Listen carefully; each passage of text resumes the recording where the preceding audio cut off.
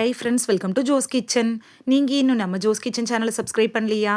சட்டுன்னு சப்ஸ்கிரைப் பண்ணிவிட்டு லைக் பட்டனையும் ஹை பட்டனையும் தட்டி விட்டுட்டு வாங்க வீடியோக்குள்ளார போகலாம். ஹீமோக்ளோபின் அளவை விரைவாக அதிகரிக்கக்கூடிய உணவுகள் என்னென்ன அப்படிங்கிறத பற்றி தான் இந்த வீடியோவில் பார்க்க போகிறோம். ஸோ வீடியோவை ஸ்கிப் பண்ணாமல் பாருங்கள் ஃப்ரெண்ட்ஸ். ஹீமோக்ளோபின் அப்படிங்கிறது இரத்த சிவப்பணுக்களில் இருக்கக்கூடிய இரும்பு சத்து நிறைந்த ஒரு புரதம் தான். இது உங்களோட ரத்தத்துக்கு சிவப்பு நிறத்தை தருது. ஹீமோக்ளோபின் தான் ஆக்சிஜனை எடுத்துகிட்டு போய் உடலில் இருக்கக்கூடிய எல்லா பாகங்களுக்கும் தரதா இருக்குது. அது மட்டும் இல்லாமல் இது செல்கள்ல இருந்து கார்பன் டை ஆக்சைடை வாங்கி நுரையீரலுக்கு எடுத்து செல்றதுக்கும் உதவியாக இருக்கும். ஹீமோக்ளோபின் அப்படிங்கிறது ஆரோக்கியமான வாழ்க்கையை வாழ்கிறதுக்கு அத்தியாவசியமான ஒரு புரதம் தான். ஹீமோக்ளோபின் அளவு குறைவாக இருந்துச்சுன்னா என்ன நடக்கும் அப்படின்னு பார்த்துட்டு வந்துடலாமா? கம்ப்ளீட் பிளட் கவுண்ட், அதாவது சிபிசி பரிசோதனை செஞ்சு உங்களுக்கு அனீமியா இருக்கா அப்படிங்கிறத தெரிஞ்சுக்கோங்க. குறைவான ஹீமோக்ளோபின் இருந்துச்சுன்னா உடல் உறுப்புகளுக்கு ஆக்சிஜன் கிடைக்கிறதுல சிரமம் ஏற்படுறதுனால உடல் சோர்வு, தலை சுற்றல், தலைவலி, மூச்சு திணறல், வேகமாக இதயம் துடிக்கிறது, வெளிரிய சருமம், இது மாதிரியான அறிகுறிகள்லாம் ஏற்படலாம். ரத்தத்தில் ஹீமோக்ளோபின் குறைபாடு ஏற்படுறதுனால ஏற்படக்கூடிய நோய் தான் அனீமியா அப்படின்னு சொல்கிறோம். இந்தியாவில் ஹீமோக்ளோபின் குறைபாடு அப்படிங்கிறது பரவலாக இருக்குது. குறிப்பாக பெண்களுக்கு அதிகமாகவே இந்த ஹீமோக்ளோபின் குறைபாடு ஏற்படுது. ஆண்களுக்கான இயல்பான ஹீமோக்ளோபின் அளவு அப்படின்னு எடுத்துக்கிட்டோன்னா 14லிருந்து 18 G/dl அப்படின்னு சொல்லலாம். பெண்களுக்கான இயல்பான ஹீமோக்ளோபின் அளவு அப்படின்னு எடுத்துக்கிறப்ப 12லிருந்து 16 G/dl தான். இந்த அளவுகளை விட ரத்தத்தில் ஹீமோக்ளோபின் அளவு குறைவாக இருந்துச்சுன்னா அனீமியா அப்படிங்கிற ரத்த சோகை வந்துடும். ஹீமோக்ளோபின் அளவு குறைஞ்சிருச்சுன்னா அதை அப்படியே விடாமல் அதை மேம்படுத்துறதுக்கான சில உணவுகளை நீங்கள் எடுத்துக்கலாம். அப்படிப்பட்ட உணவுகள் என்னென்ன அப்படின்னு பார்த்துட்டு வந்துடலாமா? First one, beetroot. பீட்ரூட்டில் இயற்கையான இரும்புச்சத்து, மெக்னீஷியம், காப்பர், பாஸ்பரஸ், விட்டமின்கள், அதாவது vitamin B1, vitamin B2, vitamin B6, vitamin B12, vitamin C, இதெல்லாம் நிறையவே இருக்கு.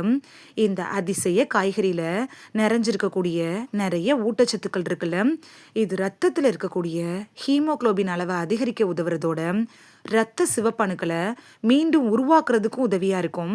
பீட்ரூட்டை நீங்கள் பச்சையாக சாலட், அப்படி இல்லைன்னா சமையல் செஞ்சு கூட சாப்பிடலாம். இன்னொரு விதமாக பீட்ரூட்டை அரைச்சி பீட்ரூட் ஜூஸ் கூட குடிக்கலாம். ஆனால் சுகர் சேர்க்காமல் எடுத்துக்கிறது நல்லது. சிறுநீரக கற்கள் இருக்கிறவங்க பீட்ரூட் ஜூஸை அவாய்ட் பண்ணிடுறது நல்லது. செகண்ட் ஒன், முருங்கைக்கீரை.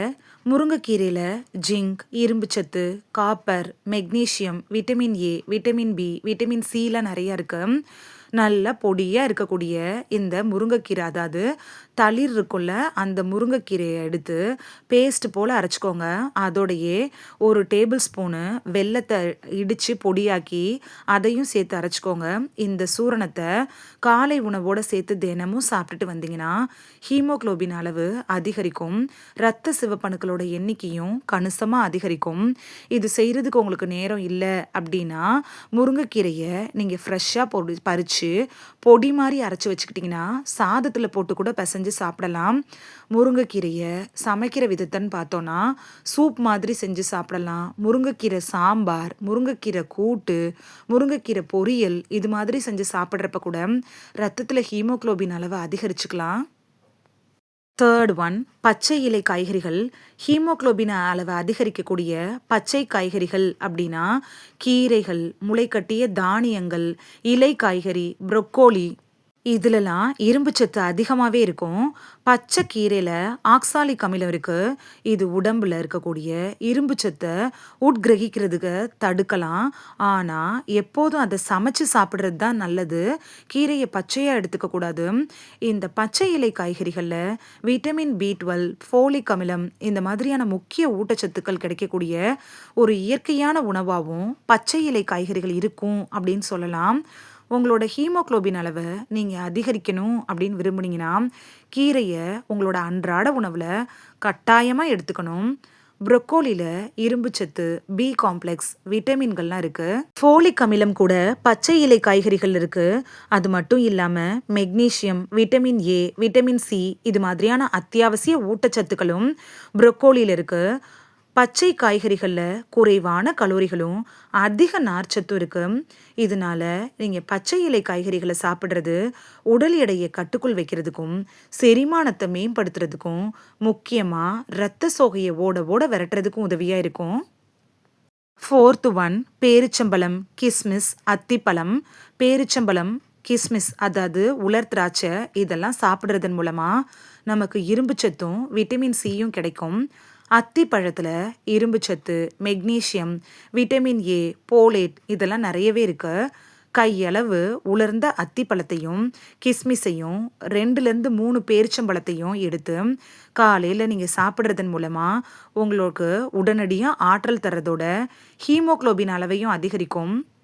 இதை டெய்லி சாப்பிட முடியாது அப்படின்னு நினைக்கிறவங்க வாரத்துக்கு 2 முறையாவது அட்லீஸ்ட் நீங்கள் இதை 3ஐயும் எடுத்துக்கிறப்ப ஹீமோக்ளோபின் அளவு அதிகரிக்கும். சர்க்கரை நோயாளிகள் மட்டும் உங்கள் டாக்டர்கிட்ட அட்வைஸ் வாங்கிட்டு அதுக்கப்புறமா இந்த பேரிச்சம்பழம், கிஸ்மிஸ், அத்திப்பழத்தை எடுத்துக்கலாம். 5th ஒன் எள்ளு. எள்ளில் கருப்பு எள்ளு, வெள்ளை எள்ளு இது 2 இருக்குது. 2லேயுமே நிறைய சத்துக்கள் இருக்குது. இரும்பு சத்து, calcium, magnesium, copper, zinc, selenium, vitamin B6, vitamin E, folate இது மாதிரியான சத்துக்களும் இரும்பு சத்தை அதிகரிக்கிறதுக்கு உதவியாக இருக்குது. எள்ளு நீங்கள் சாப்பிடணும் அப்படின்னு நினச்சிங்கன்னா முதல் நாள் இரவே தண்ணியில் ஊற வச்சுட்டு மறுநாள் காலையில் அதை சாப்பிட்றதோட அந்த தண்ணியையும் குடிச்சிடுங்க. ஏன்னா இந்த எள்ளில் இருக்கக்கூடிய சத்துக்கள் தண்ணியிலையும் இறங்கியிருக்கும். 1 டேபிள் ஸ்பூன் உலர்ந்த வறுத்த எள்ளை எடுத்துக்கோங்க. அதோடையே 1 டீஸ்பூன் தேன் கலந்து நீங்கள் அப்படியே சாப்பிடலாம். நீங்கள் எள்ளு உருண்டை மாதிரி செஞ்சு கூட சாப்பிடலாம். எள்ளு சட்னி, எள்ளு துவையல் அது மாதிரி கூட செஞ்சு சாப்பிடலாம். அப்படி இல்லைன்னா எள்ளு பொடி செஞ்சு அதை கூட சாதத்தில் போட்டு சாப்பிடலாம். ஹீமோக்ளோபின் லெவலை இன்க்ரீஸ் பண்ணுறதுக்கு டெய்லி ஒரு எள்ளு உருண்டையை நீங்கள் எடுத்துக்கலாம். தானிய உணவு, ஓட்மீல், தயிர், பழங்கள் வச்சு செய்வோம்ல அந்த சாலட்டில் கூட எள்ளை தூவி நீங்கள் சாப்பிடலாம். இந்த வீடியோவில் ஹீமோக்ளோபின் அளவை அதிகரிக்க உதவக்கூடிய 5 உணவுகள் என்னென்ன அப்படின்னு தான் பார்த்தோம். இனி மிஸ் பண்ணாமல் இந்த 5 உணவுகளையும் சாப்பிட்டு அனீமியாங்கிற இரத்த சோகையை ஓட ஓட விரட்டுவீங்க அப்படின்னு நம்புகிறேன். இது உங்களுக்கு ரொம்ப யூஸ்ஃபுல்லாக இருந்திருக்கும் அப்படின்னு நம்புகிறேன். இந்த வீடியோ உங்களுக்கு பிடிச்சிருந்துச்சுன்னா லைக் பட்டனையும் ஹைப் பட்டனையும் தட்டி விடுங்க.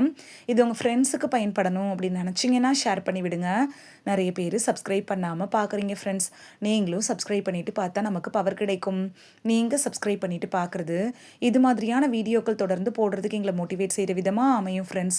சப்ஸ்கிரைப் பண்ணுறதோடு மட்டும் இல்லாமல் பக்கத்தில் இருக்க பெல் ஐக்கானை கிளிக் பண்ணி ஆளுங்கிற ஆப்ஷனை கிளிக் பண்ணி வச்சிட்டிங்கன்னா நாங்கள் வீடியோ போட்ட உடனே நோட்டிஃபிகேஷன் உங்கள் செல்ஃபோனை வந்தடையும். நாளைக்கு வேறொரு ஆரோக்கியமான பதிவில் சந்திக்கலாம். Thank you, by.